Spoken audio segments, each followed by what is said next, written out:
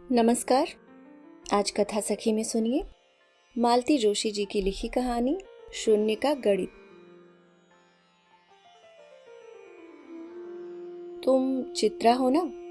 चूड़ियों की दुकान पर पैसे चुकाती उस महिला से मैंने पूछा। क्षण भर तो वह विस्मय से मुझे घूरती रह गई। दूसरे क्षण उसकी आंखों में परिचय का भाव उभरा।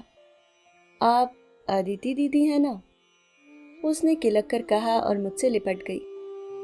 पर क्षणांश ही में जैसे उसे एहसास हो गया कि वह बीच बाजार में खड़ी है। उसने अपने को धीरे से अलग कर लिया और तब मैंने उसे गौर से देखा। अब मुझे खुद पर आश्चर्य हो रहा था कि इस भरी पूरी महिला में मैंने नन्ही चित्रा को कैसे ढूंढ लिया। दीदी, आप तो कहीं बाहर थी ना? उसने पूछा।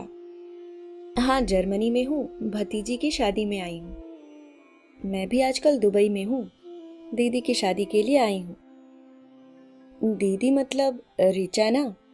मैंने असमंजस में पूछा और फिर तुरंत ही अपने को संभाल लिया। भाई, ऋचा को मेरी मुबारकबाद दे देना। मैं क्यों दूंगी, आप खुद आकर देना। It will be a pleasant surprise for her.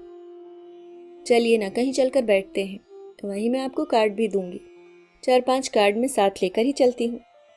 तुम्हारी शॉपिंग हो गई? वह तो यूं ही विंडो शॉपिंग कर रही थी। शिप्रा दीदी को लेकर पार्लर गई हैं। मैंने कहा तुम अपना भी मेकओवर करवा लेना। तब तक मैं बाजार का चक्कर लगाती हूँ। बाहर से आओ तो अपने शहर का हाट बाजार घूमना अच्छा लगता है। मैं ठीक कह रही हूँ ना?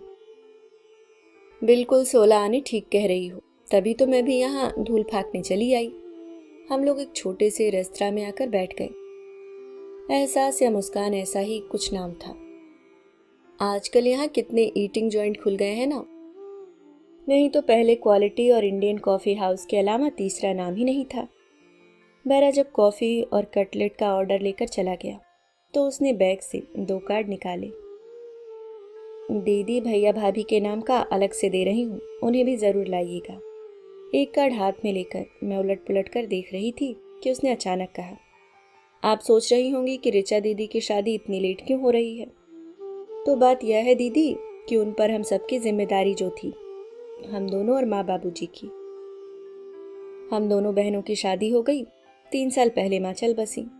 पिछले साल बाबूजी नहीं रहे। अब जाकर दीदी को अपने बारे में सोचने की फुर्सत मिली है। मैं उस बारे में नहीं सोच रही थी चित्रा। यह तो मैंने अंदाजा लगा लिया था कि कुछ ना कुछ परेशानी तो रही ही होगी, नहीं तो शादी इतनी देर से क्यों होती। मैं तो यह सोच रही थी कि कार्ड तुम दोनों के नाम से क्यों है। किसी के नाम से होना चाहिए था ना। दीदी अपने नाम से छपवाती तो अच्छा थोड़े ही लगता। अब सारी दौड़ धूप हम लोग कर रहे हैं तो हमारा नाम डाल दिया। तुम्हारे एक बड़े भाई हुआ करते थे ना, वे क्या हुए? यह पूछते हुए मेरा स्वर अकारण ही कांप गया। बड़े भैया को आप जानती नहीं है क्या?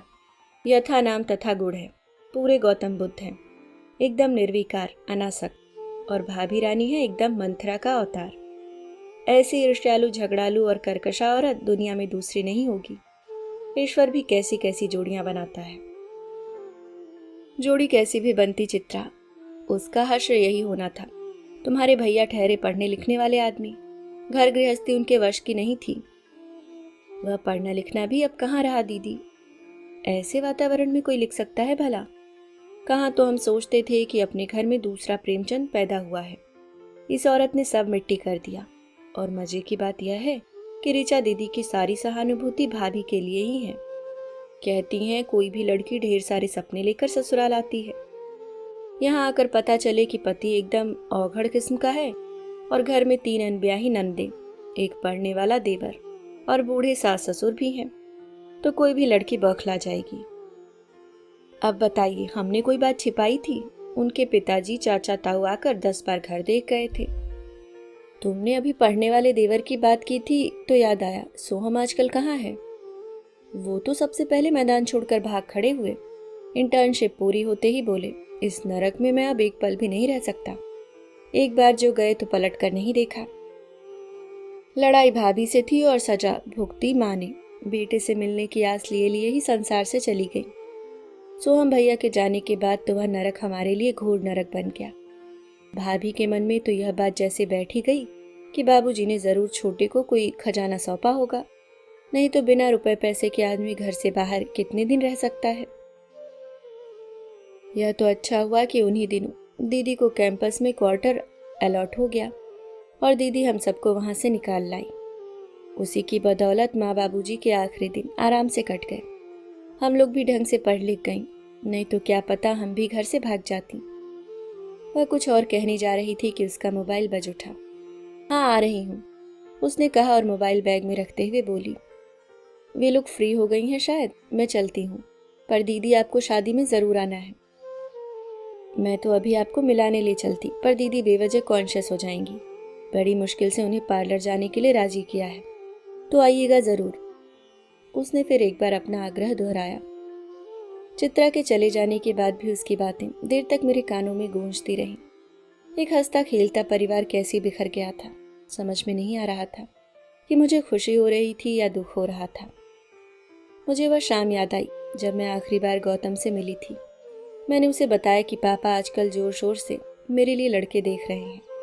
तो उसका वह तो इतना प्रत्याशित था कि मैं तो अचकचा गई। मुझे समझ में ही नहीं आ रहा था कि क्या कहें, कि उसने ही बात को आगे बढ़ाई। यह तुम मुझे इन्फॉर्म कर रही हो या मुझसे सलाह मांग रही हो? तुमने क्या आजकल मैरिज काउंसलिंग का धंधा शुरू कर दिया है? धंधा तो शुरू नहीं किया, पर तुम्हें सलाह दे सकता हूँ। कैसी सलाह? यही कि शादी जिंदगी का एक अहम मसला है, जो भी फैसला लो सोच समझ कर लेना, किसी के दबाव में मत आना और वही करना जो तुम्हारा मन कहता है।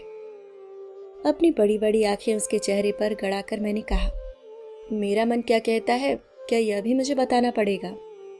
वह सकपका गया, फिर डूबती सी आवाज में बोला, तुम्हारे मन की बात तो बाद में सोचूंगा, पहले अपने मन की बात तो पता कर लूं। कब तक पता करोगे? कह नहीं सकता। मुझे लगता है कि मैं शादी ब्याह, घर गृहस्थी जैसी चीजों के लिए बना ही नहीं हूँ। शादी कर भी लूंगा तो वह निभेगी नहीं। हम दोनों के बीच में जो नाजुक सा सुंदर सा रिश्ता है वह भी चूर चूर हो जाएगा। इसके बाद पापा मेरे लिए जो पहला रिश्ता लाए मैंने वहीं हाँ कर दी। मेरी शादी के कोई 6-8 महीने बीते होंगे। वीजा की प्रतीक्षा में मैं कभी ससुराल कभी पीहर को आबाद कर रही थी। उन दिनों मैं मम्मी के यहाँ थी कि गौतम की शादी का कार्ड मिला। दरअसल 2 कार्ड आए थे, मेरे नाम से अलग आया था। मम्मी ने उन लोगों की समझदारी की तारीफ भी की थी, क्योंकि अब मेरा वजूद अलग हो गया था। कार्ड खोलने के बाद मैंने भी उसकी समझदारी की दाद दी थी। वो तो अच्छा हुआ वो कार्ड मेरे ही हाथ आया, किसी और ने पढ़ा होता तो अनर्थ हो जाता। कार्ड में एक फुटनोट था, अदिति तुम्हारी शादी के बाद ही एहसास हुआ कि तुम मेरे लिए कितनी ज़रूरी थी। मेरी जिंदगी का एक अहम हिस्सा थी तुम। तुम्हारे जाने के बाद जीवन में एक शून्य सा भर गया है। यह शादी उसी खाली जगह को भरने की कोशिश भर है। उस समय यह सब पढ़कर इतना गुस्सा आया था कि मैंने कार्ड के टुकड़े टुकड़े करके डस्टबिन में डाल दिए थे। शादी में जाने का तो खैर सवाल ही नहीं उठता था, लेकिन इस समय वह सब याद करके गौतम पर तरस ही आ रहा था। इच्छा हो रही थी कि उससे जाकर पूछूं कि गौतम, तुमने ये क्या किया? अपने जीवन का शून्य भरने के लिए तुम एक जीती जागती हाड़ मास की औरत ले आए। अब अगर वह 24 घंटे घर में महाभारत मचा रही है तो क्या गलत करती है? अपना फ्रस्ट्रेशन वह कहीं तो उतारेगी। गौतम, बचपन में क्या कभी तुमने रिक्त स्थान भरने के प्रश्न हल नहीं किए? इतना तो तुम्हें पता होगा कि खाली जगह में कोई भी शब्द ठूसने से काम नहीं चलता। वहां तो बस सार्थक या कम से कम समानार्थक शब्द भरने से ही बात बनती है, और एक शून्य को दूसरे से भरने की कल्पना तो एकदम ही हास्यास्पद है। अभी आप सुन रहे थे मालती जोशी जी की लिखी कहानी शून्य का गणित। उम्मीद करती हूँ दोस्तों कहानी पसंद आई होगी।